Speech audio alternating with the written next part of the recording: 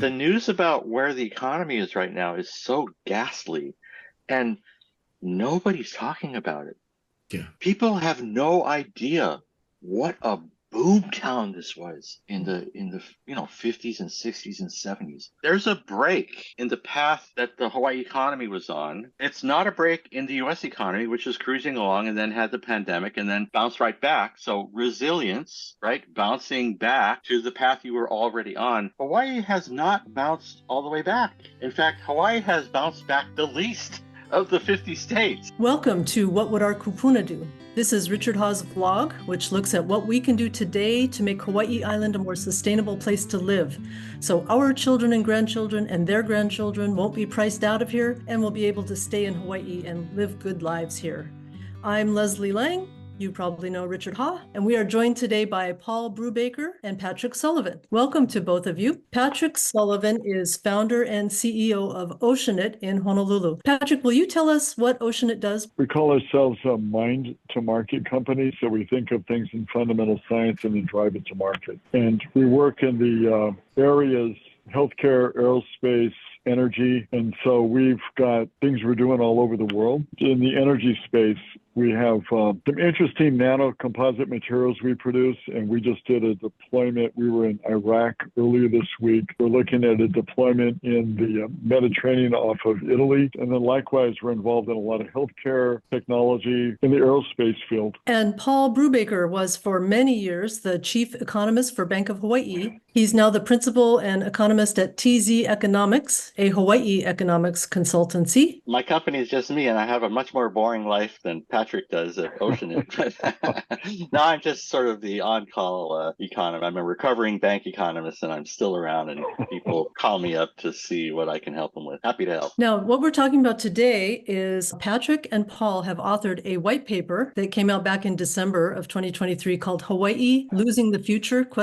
With the subtitle, The Future is What We Make It. Let me just read a couple sentences from the first little bit of it. Quote, "We deeply care about Hawaii and agree that Hawaii's future is on a troubling trajectory. Unless Hawaii takes note and acts, we fear that Hawaii's unique people, culture, environment, and way of life are at risk. The Hawaii of the future may be unrecognizable." End quote. I find that sobering. I think we all agree we're not victims of things. We're not pebbles in a stream where we have no control. The state has a lot of control, but it acts like a victim. It squanders opportunity. If you want to get to the future, and if the place you're going to be is important for the society, then when I listen to what Paul and Patrick talks about, that's exactly intuitively, I know he's right. I want to read another very short part of this, and then let's discuss it. You write in the paper, Hawaii's degrading per capita GDP, now 10 percentage points below the rest of the U.S., as well as outmigration and unaffordability, should be setting off sirens across the state. This hollowing out of Hawaii's community risks creating a place for a few wealthy and many poor, underemployed, underhoused, or homeless Hawaii citizens. I feel is really important, which is human capital. You remember, we think about building buildings or doing infrastructure, forming the human capital, the knowledge that allows us to advance, and celebrating the advances from Jennifer Doudna, Hilo High School graduate. Hilo High School won the Nobel Prize in Chemistry a couple years ago for inventing CRISPR-Cas9 gene editing technology. What? Isn't that amazing? Yeah, can be done in Hawaii. It is being done in Hawaii. It's being done by people from Hawaii. So you talk about a time when Hawaii's GDP per person was actually higher than that of the US. And you point out that choices that were made over decades is what has dragged that statistic down here in Hawaii and led to many of our current problems. What sorts of choices and decisions got us here? I graduated from high school. I graduated from Kailua High School 50 years ago, when per capita GDP and per capita personal income in Hawaii were about 30 to 40% higher than the national average. They bounced around a little, but Hawaii was that state, was the high income state with income in per capita terms higher than the living cost differential between Hawaii and the mainland. Okay, it's always been more expensive to live in Hawaii, but we were so productive in that early post-war period, the quarter century coming from the late 1940s into the early 1970s.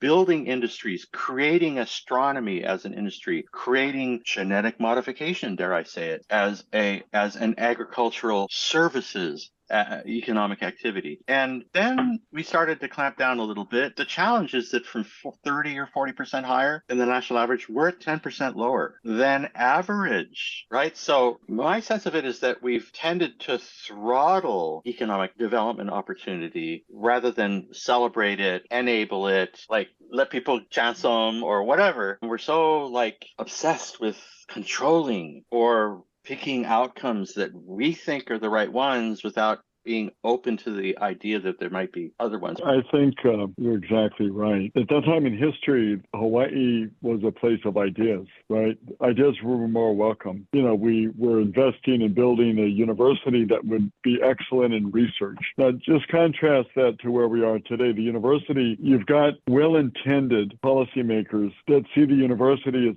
vocational training, as opposed to a place to train future thinking leaders. We were a place that welcomed ideas and innovation and big thinking. And we've moved in the direction of fighting over smaller and smaller and smaller things. We forgot how to be comfortable with big ideas. You know, you had the political democratic revolution, the idea that that could happen, the idea that you can think big ideas and create a future. So you had a lot of forward-leaning, big thinking, and engaging bigger thinkers and making them welcome, right? So we want to talk about big ideas. We're in the middle of the sea, but we never were about small thinking. We're about big thinking and big ideas, things that could affect and impact the planet. And there's so many great examples, but all that early work with the internet started here. The packets and the protocols started here. Now, we didn't build businesses around it because, in general, there's a growing lack of confidence in the community and that lack of confidence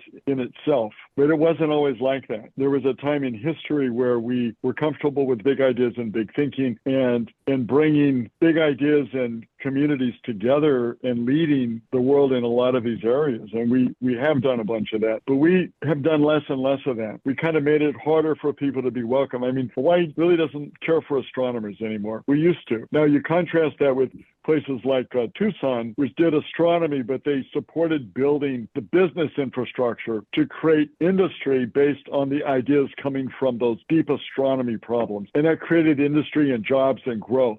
And so although we don't like astronomers, the opportunity around Institute for Astronomy, which is really best in class, is that those people and those ideas are best of class. We've teamed up with them on numerous things. And when we show up as a team from Hawaii on these space projects, we've been told over and over, we're the best of class in the United States and maybe the world when we do this, because that's the quality of the work we do together. But see, to build it into an industry, there are things the state could do to create policies to support businesses, to support growth, which is what we think the state needs to do, is to recognize that even though I don't know what this industry might be in the future, I create the environment to support that. Example, though, I was on a call with a young group yesterday that wanted to talk about diversifying the economy, which I thought was great. And they said, we want to pick a field. And I said, you may be asking the wrong question, because you pick a field, meaning you're trying to predict the future. And I said, so for example, there was a classmate when I was in the PhD program here at University of Hawaii,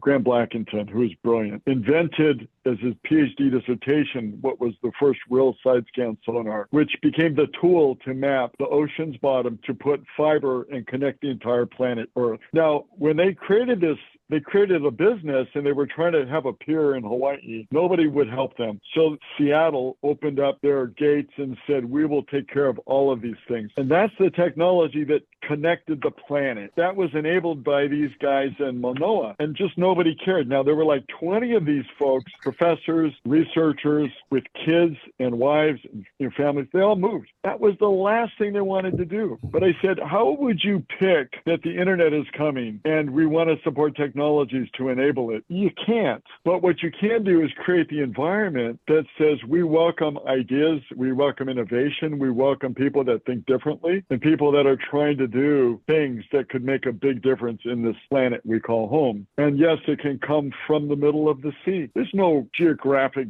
boundaries on how imagination works, and yet we kind of set our limit. Geography is not the issue. People are. Back to human capital. You invest in human capital and you create the environment environment and human capital produces a return. Hawaii could excel in that because the things that enable that to flourish is a few basic ingredients. Number one is diversity. You can just look on this call and see what diversity looks like in Hawaii because we live with it all the time. We just take it for granted. Incredible environment. All you got to do is drive down the Pali or go to the beach and you see how incredible Hawaii is. And culture and the art. We have such an incredibly interesting, rich culture in Hawaii with all kinds of art and music that we live with and we just take it for granted. All the ingredients for innovation are everywhere we look, and yet we can't see it. Is there an easy way to answer the question of why this state went from being a place that encouraged big ideas and that changed? It's a weird thing that at the time it was happening, it's like we were the frog in the proverbial pot of water with the heat turned up,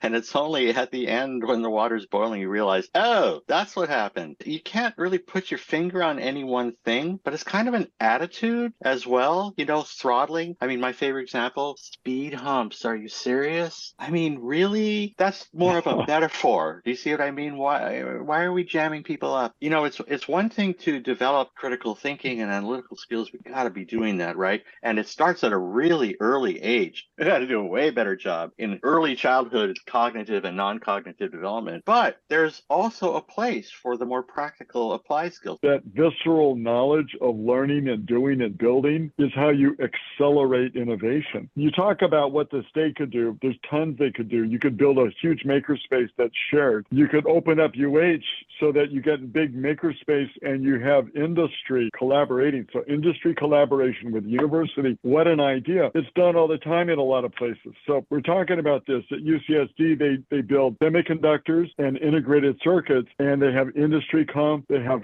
researchers there, they have graduate students there. They're all just together. And we were saying, like, we build a chip, we use a fab on the mainland. We used to have a fab here in the Double E wing, but nobody was allowed to touch it. When I was first graduated from University of Colorado in Boulder, my first job was going to the Double E wing to build a chip and thin film magnetic heads, which became the basis of Storage Tech, which created the tech corridor between Denver and Boulder, created tons of jobs and economic growth. Back at that time in history, there were only cows and farms. And by the way, we need cows and farms, so I'm not against cows and farms at all. But what happened was it created this spinning because there was no infrastructure, so we showed up at the university and we worked next to professors and grad students and business people and everybody else. It was the only facility in that part of the world, and it stimulated all of this economic growth. Somehow here, we decided we can't allow that because somebody might get hurt, somebody might steal an idea, somebody might do something stupid.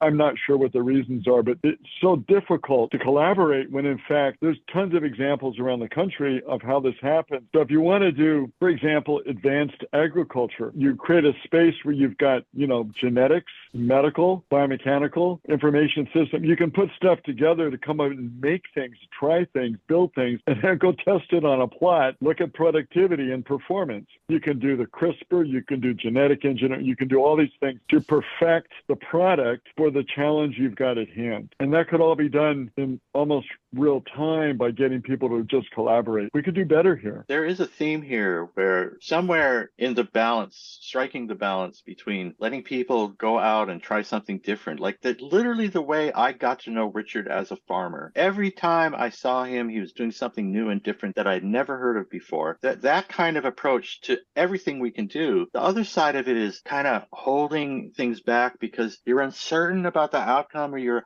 afraid of, if you modify the genome, what's going to happen? So have a little faith in science and scientists to be responsible. They're thinking about the same things. But at the same time, you have to let people roll with it a little bit. And you have to build this upwelling of young, open, fresh minds that are able to carry the torch forward. They're way smarter than us by the time they get to college. Trust me on that. Give them a chance to go higher and farther and beyond, as opposed to, nah, bro, you gotta leave. You want to do that? You can't do that around here. That's the thing that drives me crazy in Hawaii. From my perspective and listening to all you folks saying what you're saying, and I agree 100%, yeah? It's all about attitude, So just to give you an example, we're land rich and cash poor. So we got to be able to utilize we got 500 acres at this place at Pepe'ekeo with 3 springs and 3 rivers running through the property. Now, How do we use that? And how do we assess it? From what my pop influenced me when I was a small kid, I started powerlifting, competitive powerlifting, not to set records, but to make my legs stronger so I can carry a backpack out in the woods killing grass, because the fiddlewood and the guinea grass, if you can't see what you have, you can't make decisions. It's just attitude. Now, if we can instill in the young people, there is nothing more noble than to provide food, because it's all about energy. Food is a primary source of energy, because without food, you cannot do anything. So if you take a step back and tell the kids, that's the most important thing you can do, is provide food for people. So if that is the case, then we, my generation, got to figure out how to make it resilient, sustainable. If they can survive doing that, then they can go into trying to do this for the future. As it is right now, farming is terrible as a way to make money. So what we're looking at is, how about we try to figure out a way so that a small farmer now, starting out young, can get maybe 5 income sources from multiple areas, and that way become more resilient. That is a pretty tricky thing, but then you can use science, and then you change the laws and say, okay, what we really need to do too is encourage farming through generations. What you folks are talking about just blows my mind, because I think it's an attitude thing to get the rubber slipper folks involved and the young people involved. Trying to get people to see the glass as half full versus half empty. And that small change in attitude can have a huge change in outcome. I tend to be a huge critic of a lot of things in Hawaii that just make me a crazy person. I'm a vocal critic of a lot of different things. But the deeper concern is that attitude part that Patrick and Richard are talking about. It's like people go through the public school system like I do, and they aren't inspired to go on to a place like Stanford. They're brainwashed not to even try. They're like taught not to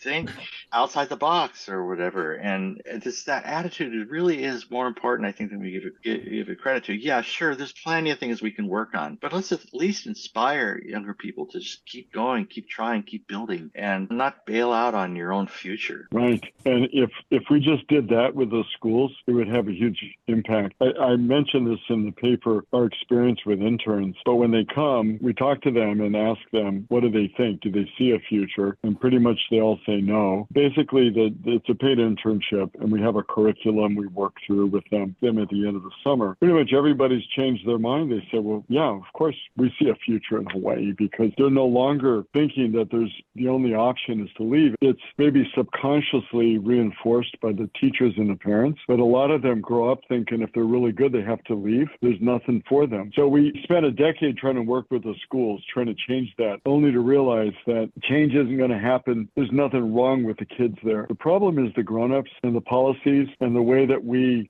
operate. We tell these young people that there isn't a future, so they act like there isn't. When in fact, if we decided there was a future and they could be part of it, I think it would change their outcome. That small difference, that attitude change, I think could have a profound impact. And so instead of saying, let's pick a field, it's like, no, let's all agree that we can work together and build a future. We're at this moment where we've seen this before, once, twice, 3 times in our life. The internet moment for me was one of those moments in the mid-90s. You just knew something was happening, and I was working in a place where other people didn't think that, so we just went and built a website. And I feel like the AI thing is one of those moments. I don't fully understand it. You don't know it at the time exactly. Like I say, a couple different times in my life, when I was really small, the international thing, Hawaii as an international center. Yeah, I was at the opening of the East-West Center in 1965 as a small kid. That stuff inspired me as a kid. People from all over Pacific Basin coming together to study, to collaborate, and all this other stuff. Nobody even talks like that now.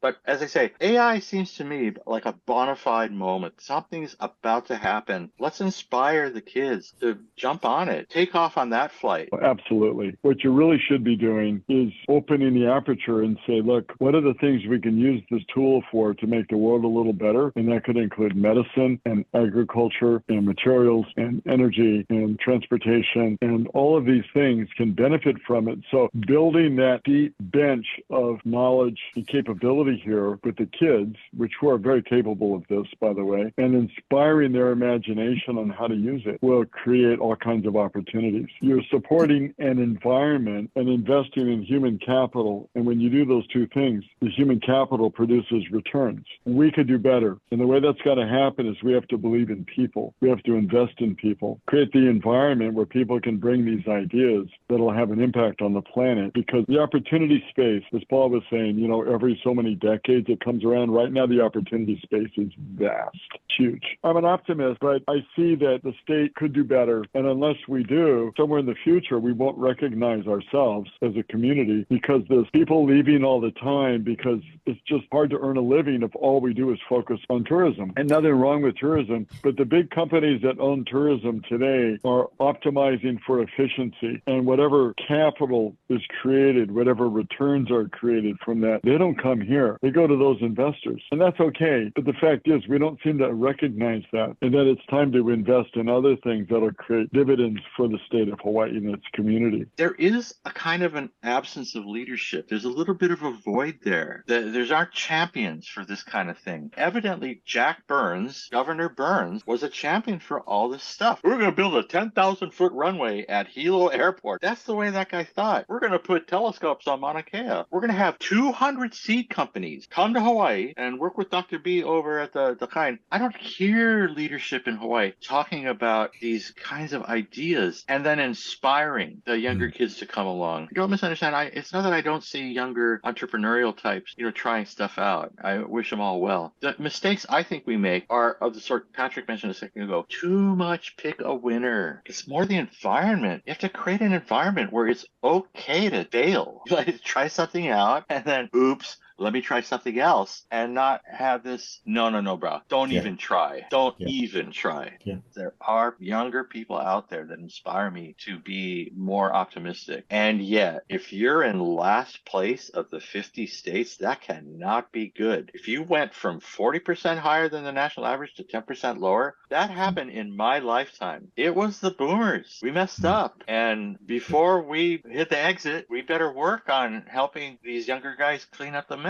Yep. Always an optimist, yeah. So I see that us tanking like that, a great opportunity. Nothing but upside. I'm hopeful about that, the young kids. I was 10 years old when I got influenced. So I know the thing works. So we just got to figure out how we message to them so that they can pick it up, yeah? And that's a tricky part. Yeah? Getting that inspiration at that young age is so important. Well, thank you, Patrick and Paul. This was really interesting. I will put a link to your white paper in the description box below this video on YouTube, and I really encourage people to check it out. I thought it was really interesting and really important. And thanks everyone for watching. We will be back in 2 weeks with another episode of What Would Our Kupuna Do? Ahui ho! Okay.